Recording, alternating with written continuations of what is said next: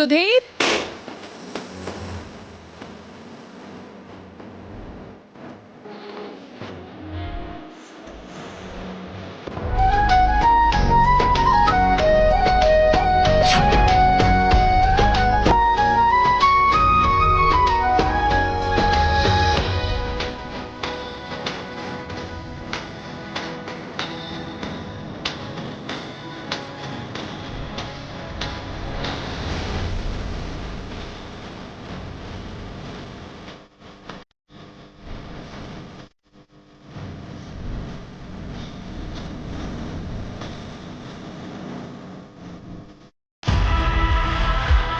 ಅರವಿಂದ ಆಂಟಿನ ಭಾಗ್ಯಲಕ್ಷ್ಮಿನ ಈ ಲೆವೆಲ್ ಹೊಗಳ್ತಿದ್ದಾರೆ.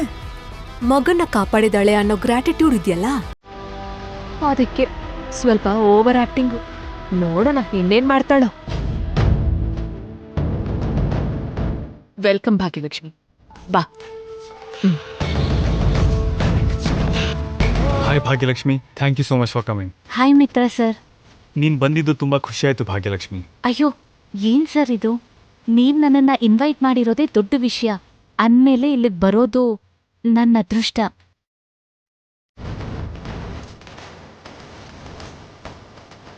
ಅದೃಷ್ಟ ನಿಂದಲ್ಲಮ್ಮ, ನಮ್ದು.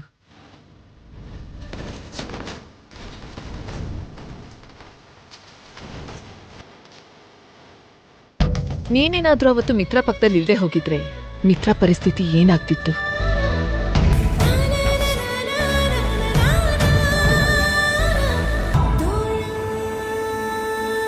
ನೀನೇನಾದ್ರೂ ಅವನನ್ನು ಕಾಪಾಡದೆ ಹೋಗಿದ್ದಿದ್ರೆ ಮಿತ್ರ ಇವತ್ತು ನಮ್ಮ ಎದುರಿಗೆ ಜೀವಂತವಾಗಿರ್ತಿರ್ಲಿಲ್ಲ.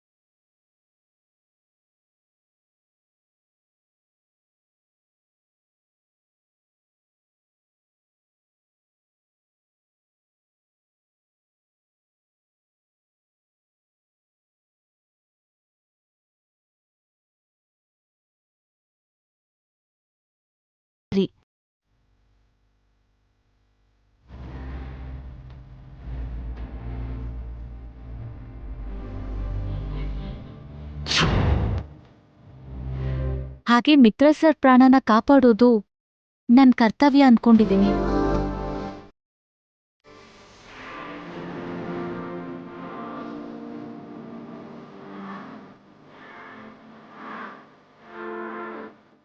ಇದ್ರಲ್ಲಿ ಅಂತ ದೊಡ್ಡ ವಿಷಯ ಏನಿಲ್ಲ ಮೇಡಮ್. ನಿನ್ ವ್ಯಕ್ತಿತ್ವ ಕೂಡ ತುಂಬಾ ಚೆನ್ನಾಗಿದೆ ಅಮ್ಮ. ಇಷ್ಟೆಲ್ಲ ಮಾಡಿದ್ರು ನಿನ್ ದೊಡ್ಡತನನ ನೀನ್ ಹೇಳ್ಕೊತಾ ಇಲ್ಲ ನೋಡು.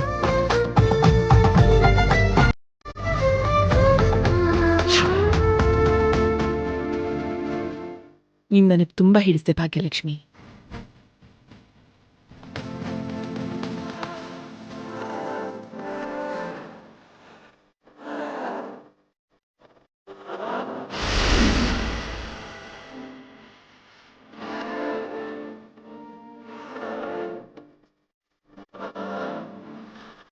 ಭಾಗ್ಯಲಕ್ಷ್ಮಿ, ಏನೇನು ಒಬ್ಳೇ ಬಂದಿದ್ಯಾ?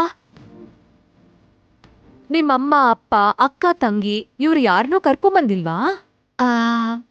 ಇಲ್ಲ ಆಂಟಿ, ಇಂಥ ದೊಡ್ಡ ದೊಡ್ಡ ಫಂಕ್ಷನ್ಸ್ಗೆ ಅವ್ರು ಬರಕ್ಕೆ ಇಷ್ಟಪಡಲ್ಲ, ಅದಕ್ಕೆ ಕರ್ಕೊಂಡು ಬರಲಿಲ್ಲ. ಭಾಗ್ಯಲಕ್ಷ್ಮಿ, ನಿನ್ ಮನೆಯಲ್ಲಿ? ನೀನ್ ಯಾವ ಏರಿಯಾಲಿರೋದು?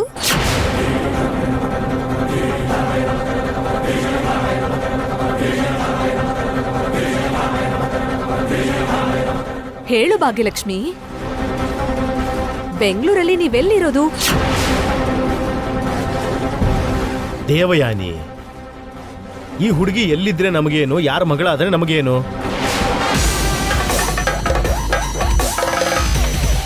ಪಾರ್ಟಿಗೆ ಇನ್ವೈಟ್ ಮಾಡಿದ್ವಿ, ಪದ್ಧತಿ ಪ್ರಕಾರ ಗೆಸ್ಟ್ ತರ ಬಂದ್ಲು. ಎಷ್ಟು ಮಾತಾಡಿಸ್ಬೇಕು ಅಷ್ಟು ಮಾತಾಡಿದ್ರೆ ಸಾಕಾಗುತ್ತೆ ಅಲ್ವಾ?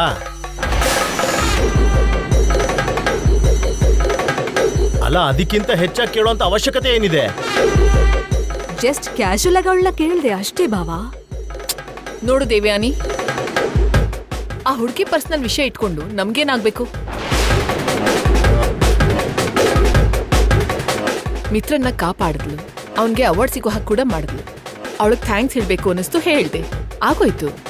ಅದನ್ನೆಲ್ಲ ಬಿಟ್ಟು ಅವಳಿಗೆ ಕಷ್ಟ ಆಗುವಂತ ವಿಷಯಗಳನ್ನ ಯಾಕೆ ಕೇಳ್ಬೇಕು? ಏನ್ ಅರವಿಂದ, ಆಗ್ಲಿಂದ ಗಮನಿಸ್ತಾ ಇದ್ದೀನಿ, ನಿನ್ ಸೊಸೆ ಎಲ್ಲೂ ಕಾಣಿಸ್ತಿಲ್ವಲ್ಲ?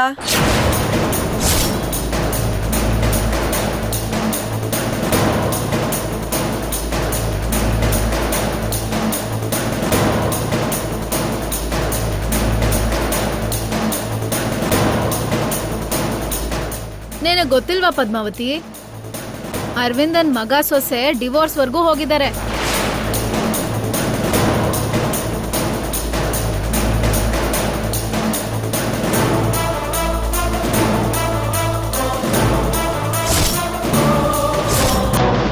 ಇವತ್ತೋ ನಾಳೆನೋ ಬೇರೆ ಆಗೋಗ್ತಾರೆ. ಈ ವಿಷಯ ಎಲ್ಲಿ ಎಲ್ಲರಿಗೂ ಗೊತ್ತಾಗ್ಬಿಡತ್ತೋ ಅಂತ ಎಲ್ಲ ಮುಚ್ಚಿಡ್ತಿದ್ದಾರೆ.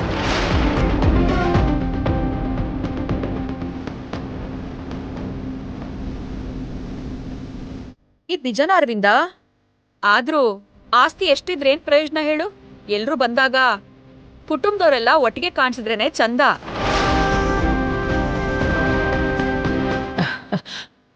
ಹಾಗೆಲ್ಲ ಏನೂ ಇಲ್ಲ ಪದ್ಮಾವತಿ. ನಮ್ ಸೊಸೆ ಕೂಡ ಇದುವರೆಗೂ ಇಲ್ಲೇ ಎಲ್ಲೋ ಇದ್ಲು. ಸ್ವಲ್ಪ ಹೊತ್ತು ಕಾಣಿಸ್ತಾ ಇಲ್ಲ ಅಂದ್ ಮಾತ್ರಕ್ಕೆ ನಿಮ್ಗಿಷ್ಟ ಬಂದ ಹಾಗೆ ಏನೇನೋ ಮಾತಾಡಿದ್ರೆ ಹೇಗೆ ಹೇಳಿ?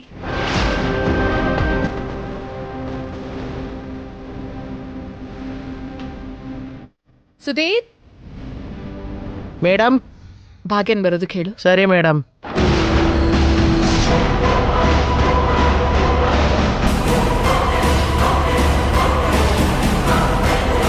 ಈಗ ನನ್ನ ಮನೇಲಿ ಇಲ್ಲ ಅಂತ ಗೊತ್ತಾದ್ರೆ ದೊಡ್ಡ ಸಮಸ್ಯೆನೇ ಆಗ್ಬಿಡ್ಬೋದು. ಬಂದಿರೋ ಗೆಸ್ಟ್ಗಳ ಮುಂದೆ ಅತ್ತೆ ತಲೆ ತಗ್ಸೋ ಪರಿಸ್ಥಿತಿ ಬರ್ಬೋದು.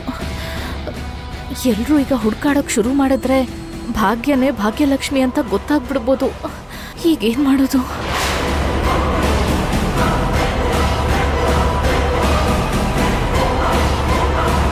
ಮೇಡಮ್, ಭಾಗ್ಯ ಅದಕ್ಕೆ ಎಲ್ಲೂ ಕಾಣಿಸ್ತಿಲ್ಲ ಮೇಡಮ್.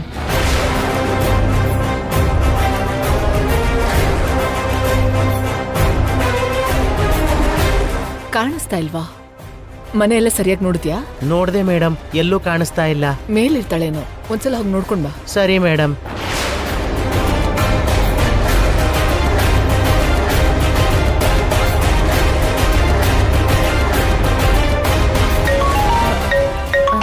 ಮೇಡಮ್, 2 ನಿಮಿಷ ಕಾಲ್ ಬರ್ತಿದೆ. ಸರಿ.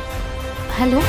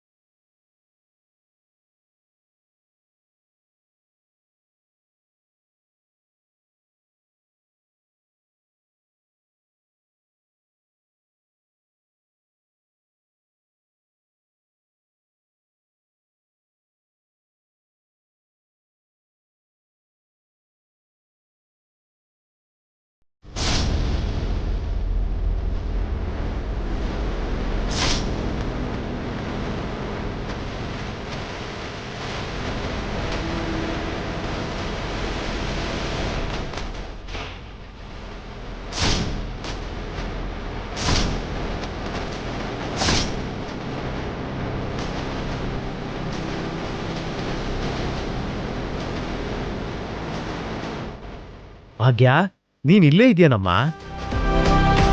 ಎಲ್ಲಿಗೋ ಹೊರಟೋಗಿದ್ಯಾ ಅಂತ ಇಲ್ಲಿ ಕೆಲವರು ಬಾಯಿ ಬಡ್ಕೋತಾ ಇದ್ದಾರೆ.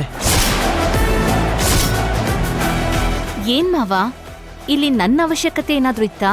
ಏನು ಇಲ್ಲಮ್ಮ, ಮನೇಲಿ ಫಂಕ್ಷನ್ ನಡೀತಾ ಇದೆ ಅಲ್ವಾ, ನೀನು ಜೊತೆಗಿದ್ರೆ ಚೆನ್ನಾಗಿರುತ್ತೆ ಅಂತ. ಇಲ್ಲೇ ತುಂಬಾ ಹೊತ್ತು ಇರೋದಕ್ಕೆ ಇಷ್ಟ ಇಲ್ಲ ಅಂದ್ರೆ ಅವಾಗ ಬಂದು ಮುಖ ತೋರ್ಸೋಗಮ್ಮ. ಸರಿ ಆಯ್ತು ಮಾವ. ಅಷ್ಟಕ್ಕೂ ಈ ಭಾಗ್ಯಲಕ್ಷ್ಮಿಯಲ್ಲಿ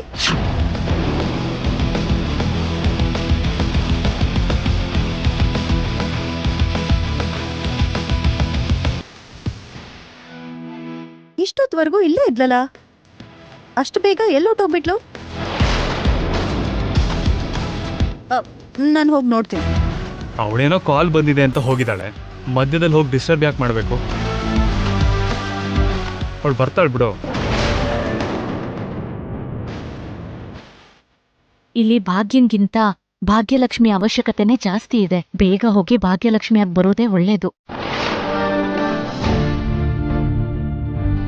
ಆಂಟಿ, ನಾನೀಗ ಹೊರಡ್ತೀನಿ. ಅದೇನು ಶೈಲು, ಈಗ ಬಂದು ಹಾಗೆ ಹೋಗ್ತೀನಿ ಅಂತಿದೆಯಲ್ಲ? ಅದು ನನಗೆ ಸ್ವಲ್ಪ ತಲೆನೋವು ಆಂಟಿ. ಅದು ನಾನು ಪಾರ್ಟಿಯಲ್ಲಿದ್ರೆ ಎಂಜಾಯ್ ಮಾಡೋಕ್ಕಾಗಲ್ಲ, ಅದಕ್ಕೆ ಹೊರಡ್ತೀನಿ. ಸರಿ ಸರಿ, ನಾನು ಆಮೇಲೆ ಫೋನಲ್ಲಿ ಮಾತಾಡ್ತೀನಿ. ಸರಿ.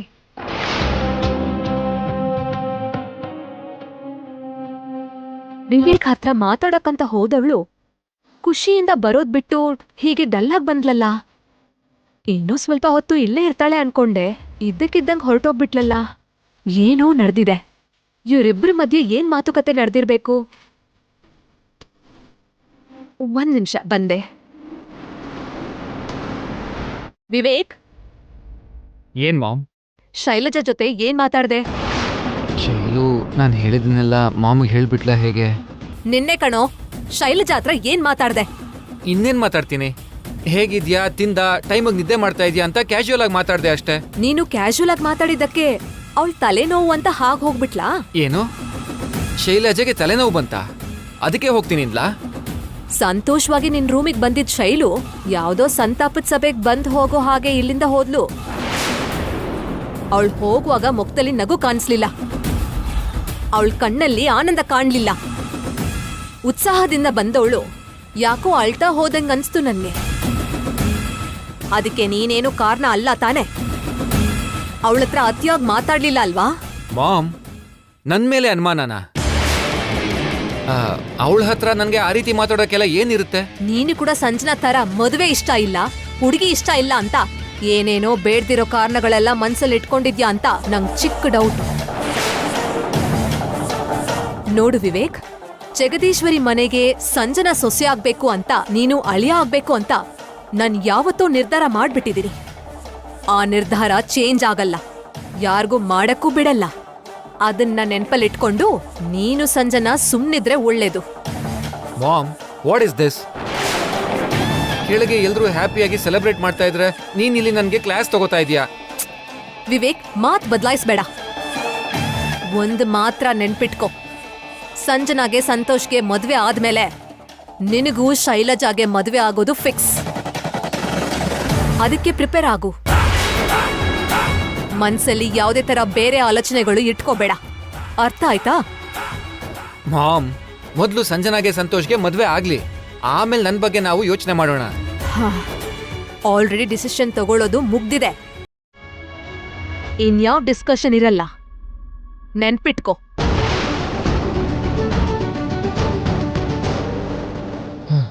ಮಾಮ್ ಡಿಸಿಷನ್ ತಗೊಂಡ್ರೆ ದೇವ್ರೇ ಇಳ್ದು ಬಂದು ಹೇಳಿದ್ರು ಕೇಳಲ್ಲ. ಆದರೆ ಅಷ್ಟರಲ್ಲಿ ಜಾನು ಮನಸ್ಸಲ್ಲಿ ಏನಿದೆ ಅಂತ ತಿಳ್ಕೋಬೇಕು. ಜಾನು ನಮ್ಮ ಪ್ರೀತಿಗೆ ಗ್ರೀನ್ ಸಿಗ್ನಲ್ ಕೊಡೋ ಹಾಗೆ ಅವಳನ್ನ ಬದಲಾಯಿಸಬೇಕು. ಮಿತ್ರ, ಕಂಗ್ರ್ಯಾಚುಲೇಷನ್. ಅಷ್ಟು ದೊಡ್ಡ ಅವಾರ್ಡ್ ತಗೊಂಡಿರೋದು ನಮಗೆ ತುಂಬಾ ಹೆಮ್ಮೆ ಅನಿಸ್ತಿದೆ. Thank you so much. ನಮ್ಮ ಬೆಂಗಳೂರಿಂದ ಟರ್ಕಿಗೆ ಹೋಗಿ ಅವಾರ್ಡ್ ತಗೊಂಡಿರೋರು ಯಾರೂ ಇಲ್ಲ. Really I am very proud of you. Thank you sir, thank you so much.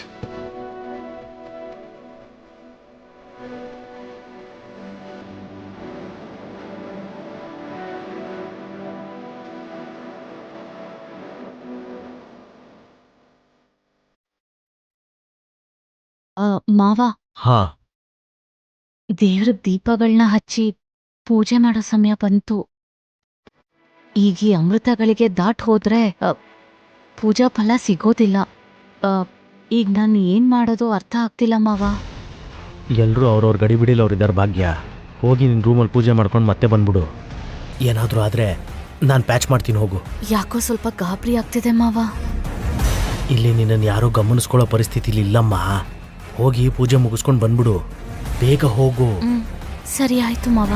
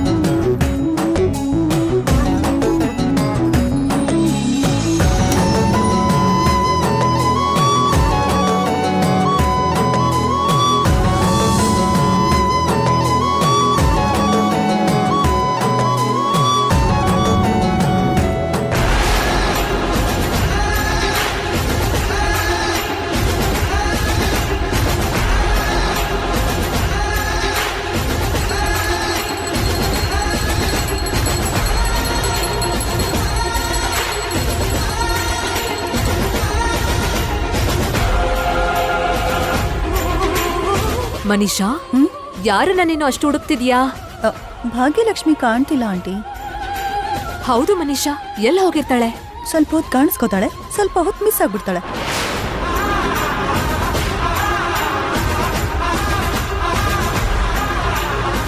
ಅವಳ ಬಿಹೇವಿಯರ್ ತುಂಬಾ ಮಿಸ್ಟೀರಿಯಸ್ ಆಗಿದೆ.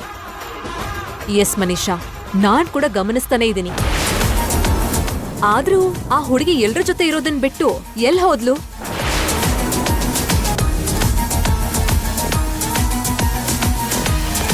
ಅಲ್ಲಿ ಇಲ್ಲಿ ಹೋಗಕ್ಕೆ ಅವಳಿಗಂತ ಕೆಲ್ಸ ಏನಿದೆ? ಏನೋ ನಡೀತಿದೆ ಆಂಟಿ, ಅದೇನೋ ನಾವೀಗ ಕಂಡುಹಿಡಿಬೇಕು. ಆಂಟಿ, ಭಾಗ್ಯಲಕ್ಷ್ಮಿ ಎಲ್ಲಿದ್ದಾಳೆ? ನಾನು ಹುಡುಗಿ ಕರ್ಕೊಂಡು ಬರ್ತೀನಿ.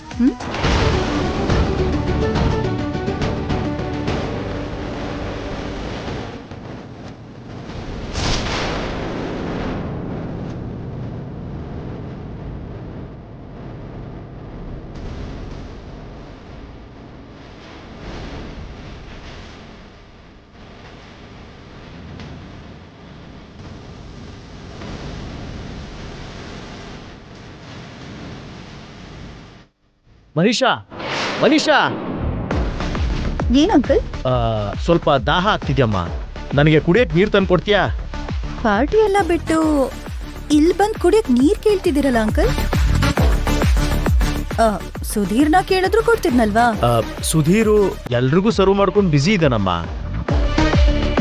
ಅದ್ ಸರಿ, ನಾನು ನಿನ್ನನ್ನು ಕೇಳಿದ್ದಕ್ಕೆ ನೀನು ತಂದು ಕೊಡಲ್ವಾ ನನಗೆ? ಸರಿ ಅಂಕಲ್, ತಂದು ಕೊಡ್ತೀನಿ.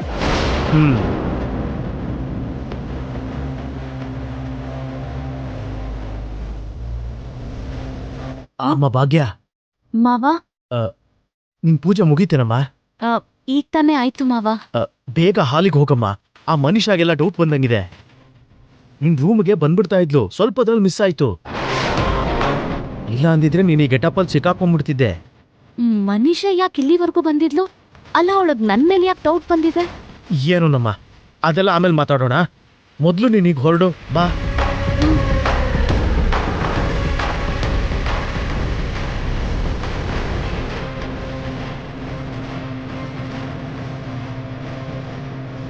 ಇರು, ಈ ಕಡೆಯಿಂದ ಹೋಗು. ಹಾ,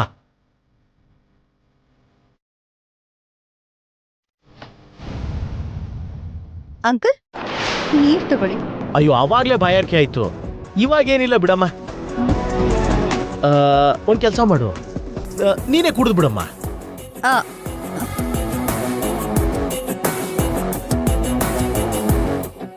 ವಾಟ್? ಆಗ್ಲೇ ಬಾಯಾರಿಕೆ ಆಗೋದೇನು? ಇವಾಗ ದಾಹ ಇಲ್ಲ ಅನ್ನೋದಂದ್ರೇನು? ಖಂಡಿತವಾಗ್ಲೂ ಏನೋ ಗೋಲ್ಮಾಲ್ ಇದೆ.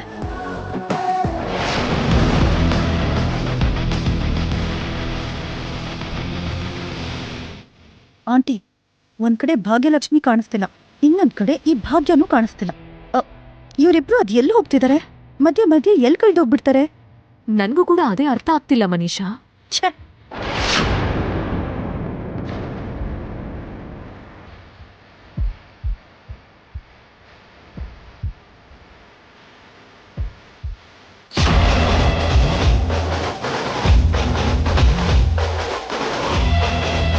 ಅಲ್ಲಿ ನೋಡಿ ಭಾಗ್ಯಲಕ್ಷ್ಮಿ, ಆವಾಗ್ಲೇ ಮಾಯಾಗಿ ಇವಾಗ ಪ್ರತ್ಯಕ್ಷ ಆಗಿದ್ದಾಳೆ. ಮೊದಲು ಈ ಭಾಗ್ಯಲಕ್ಷ್ಮಿ ವಿಷಯ ಏನು ಅಂತ ತಿಳ್ಕೋಬೇಕು ಆಂಟಿ.